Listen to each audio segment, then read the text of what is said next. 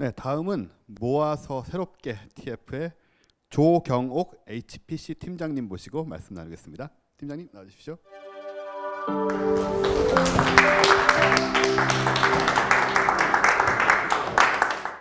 네, 제가 모아서 새롭게 TF라고 되어 있는데요.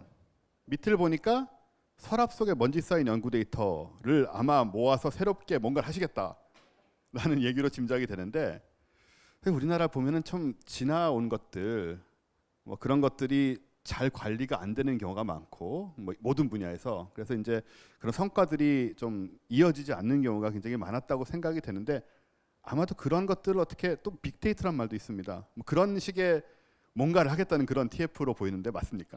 네, 저희는 이제 R&D 과정에서 생산되는 이제 최종 결과물에 대해서는 지금까지 이제 공유 활용이 되고 있지만, 그 이제 중간에 산출되는 데이터나 실패로 규정돼가지고 마무리된 과제 같은 경우에는 그냥 개인 연구자의 책상이나 뭐 서랍 속에 그냥 데이터가 그냥 쌓여서 자기만 이제 갖고 있는 그런 상황이었거든요. 예. 근데 그런 이제 데이터들을 이제 세상 속으로 이제 끌고 나와서 그것들을 모으면은 빅데이터가 되고, 거기에 이제 인공지능을 적용하면 어떤 새로운 가치를 창출할 수 있는 새로운 자원이 되지 않을까라는 그런 차원에서 저희 모아서 새롭게라는 이제 TF를 구성해서 운영하게 되었습니다. 네, 뭔가 굉장히 참신한 느낌이 드는데요. 약간 실패했거나 어떻게 좀 사장된 그런 것들도 뭐 과정 속에서는 좋은 것들이 있을 수 있으니까 그걸 다 끌어서 요즘에 그 과학기술적인 힘, 빅데이터의 힘을 통해서 뭔가 새로운 걸 만들어낸다, 이런 말씀인 것 같고, 이제 자세한 얘기, 제가 계속 이렇게 추측을 하면 자세한 얘기를 하실 수가 없으니까 자세한 얘기 이제 부탁드리겠습니다.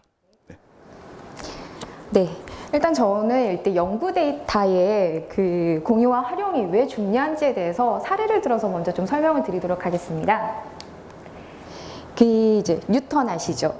그 이제 널리 알려진 일화에 따르면은 뉴턴은 이제 사과가 떨어지는 것을 보고 그 만류인력의 법칙을 발견했다고 하는데요. 사실 그 이면에는 그 이전 시대의 그 충분한 그 관측 데이터와 그리고 그 데이터에 대한 분석 작업이 있었습니다. 그 망원경이 발명되기 이전인 그 16세기에 그 세계 최고의 그 천문학자인 그 브라헤라는 사람이 있었어요. 그 사람이 그 화성의 위치에 대해서 그 많은 정밀한 데이터를 이제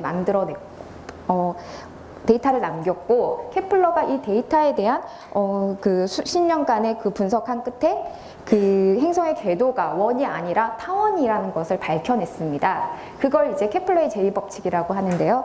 그 뉴턴은 이제 그 17세기에 이르러서 그 케플러의 법칙과 그 다음에 갈릴레오의 그 관측 결과들을 정리해서 그 만류인력의 법칙이라는 것을 만들어냈다고 합니다. 그 당시 그 브라헤는 그 육안으로 그 천체를 이제 관측을 했고요. 케플러는 펜과 종이만으로 그 수년간에 거의 홀로 데이터를 그 분석해냈습니다.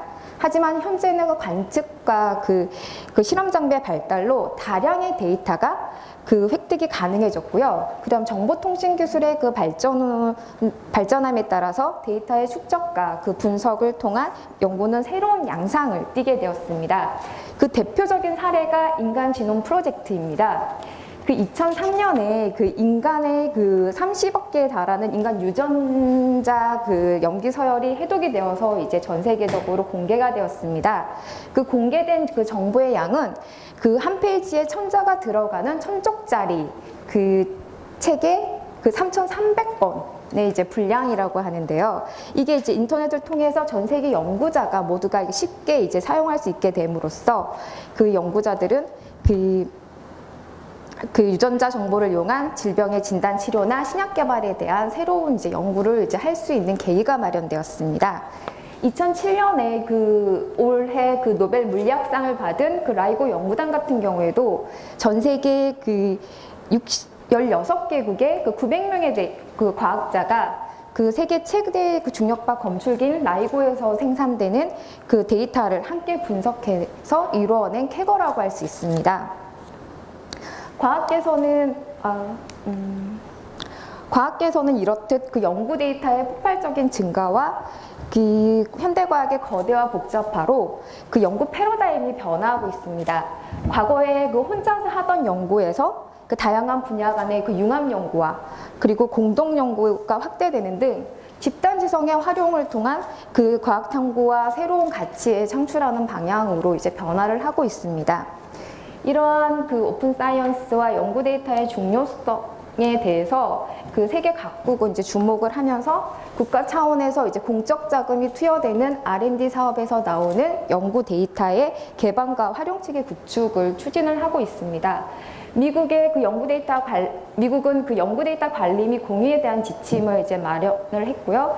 영국의 그 연구위원회에서는 그 연구 데이터 그 공동 원칙을 기반으로 데이터를 공개하라라고 촉구를 했습니다.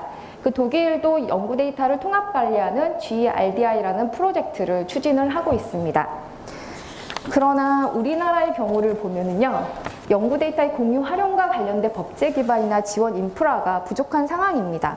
국가 차원에서 연구 데이터를 모아서 활용하고자 하는 그런 노력이 좀 부족했기 때문입니다.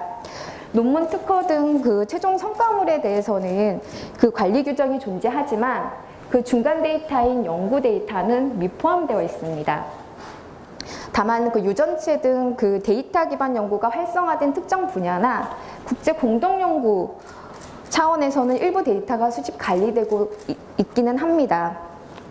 그리고 최근에 그 방사광 가속기나 중이온 가속기가 이제 구축이 될 텐데요. 이런 대형 연구 장비가 구축이 되면서 데이터 저장 및 분석 수요가 많아질 것으로 예상되고 있지만 그 관련된 인프라는 부족한 상황입니다. 저희 그 모아서 새롭게 TF는 바이오, 소재, 천문, 우주, 물리 등 그 데이터 활용 분야 전문가들과 그다음에 컴퓨팅 전문가 그리고 연구관리 전문기관 그다음 우리 과기정통부 여러 부서의 담당자들이 모여서 지금까지 총 24번의 그 모임을 통해 그 연구 데이터의 공유 활용 체계 구축을 위한 추진 과제를 다음과 같이 마련하였습니다. 먼저 그 제도화 측면에서는 연구 데이터 관리 및 공유 활용에 대한 기본 원칙을 제시를 하고 연구 데이터의 정의와 데이터 관리 계획의 제도화 등 제도적 기반을 마련하고자 하였습니다. 또한 그 연구 데이터 공유 활용이 이제 이루어지는 분야에서는 그 분야별 연구 공동체를 형성을 하고 이를 기반으로 계층 구조의 생태계를 조성하고자 합니다. 이를 위해 데이터 그 분석을 통한 난제 해결을 목표로 하는 그 집단 연구에 대한 지원도 계획하고 있습니다. 세 번째, 그 저희가 연구자 대상 그 교육 프로그램을 제공을 하거나 그 데이터 기반의 공동 연구 참여 기회를 확대를 시키는 등을 통해서 데이터 및 컴퓨팅 활용 R&D 인재에 대한 성장도 지원할 계획입니다. 마지막으로 그 인프라 측면에서는 그 연구 데이터의 공유 활용을 위한 플랫폼으로서 국가 연구 데이터 플랫폼을 구축을 하고 그 클라우드 방식의 인프라 지원을 통해서 연구자 개개인의 그 인프라 관리에 대한 부담도 감소시키도록 하겠습니다. 이런 그 연구 데이터의 그 개방과 활용 체계를 실제로 구현하는 것은 매우 어려운 과제 같습니다. 데이터 수집 방법 및 데이터의 종류가 너무너무 다양하고요. 그 다음에 인프라 관련 기술도 현재는 부족하고, 그리고 이제 그 데이터를 제공하는 연구자한테 어떤 보상 체계를 줘야 되는지 등 다양한 그런 문제들이 지금 복잡하게 얽혀 있기 때문입니다. 또한 그 연구개발이라는 그 자체가 그 경쟁이 굉장히 심한 분야이기 때문에 그 논문 등 그 최종적으로 발표되는 성과가 아닌 그 중간 데이터의 경우에는 연구자 개개인이 자기의 자산으로 생각하고 있기 때문에 그거를 공유해서 누구랑 같이 활용하고 한다는 것은 조금 현재는 받아들이기에 좀 불편한 상황이 있을 수 있습니다.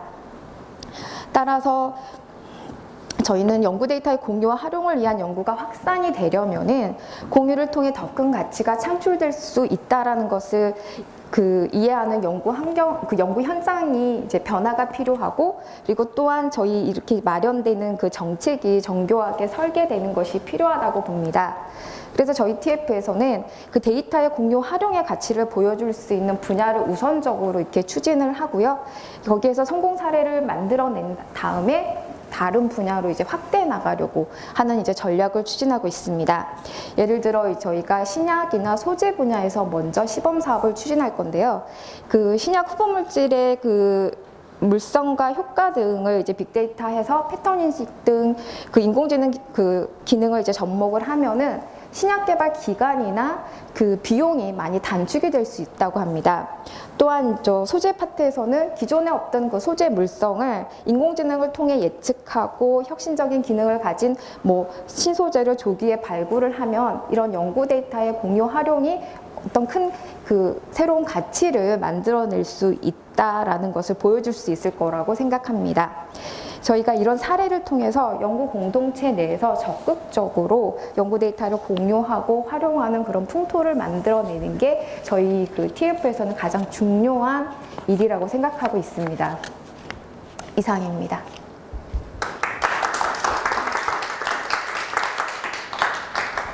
네, 지금 말씀 들어보니까는 왜 이런 생각을 먼저 못했을까?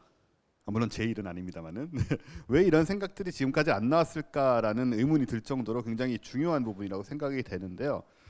제가 이제 구글을 일컬어서 이렇게 얘기하는 걸 들었습니다. 구글에 모인 사람들이 특별히 더 똑똑한 것도 아니고 구글의 기기가 특별히 좋은 것도 아니고 구글의 힘은 그 엄청난 양의 데이터에 있다. 이런 얘기를 접한 적이 있는데 지금 말씀하신 대로 이제 이 연구 데이터들 비록 성과가 제대로 나진 않았지만 그것을 위해서 이제 쌓아놓은 데이터들 그런 것들이 모여서 이제 새로운 것들이 등장할 수 있고 지금 하고 있는 작업들도 훨씬 더 효율적으로 또 수행할 수 있다 이런 말씀으로 이제 여겨지는데요.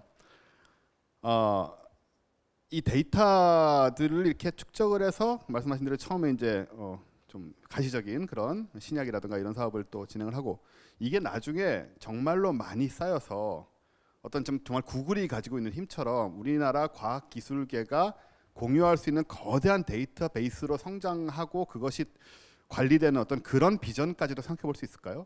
아니면 이미 그런 비전을 어떻게 갖고 계신 건가요? 그래서 저희가 이제 마지막에 인프라 측면에서 국가 데이터 연구 플랫폼, 국가 연구 데이터 플랫폼이라는 걸 구축하려고 합니다. 네. 거기에는 이제 그 장소나 뭐 어디든지 간에 물리적인 제약 없이 데이터에 접근을 하고 거기에서 이제 뭐 데이터 분석 소프트웨어도 이제 제공을 하고 이러면서 그 플랫폼을 통해 가지고 모든 이제 데이터들이 서로 연결될 수 있도록 하는 게 저희 이제 궁극적인 목적이거든요. 네. 예. 또 굉장히 좀 뭔가 원대한 저는 그런 느낌을 받고 있는데 쉽지 않은 작업이라고 저희도 생각하고 있습니다. 네.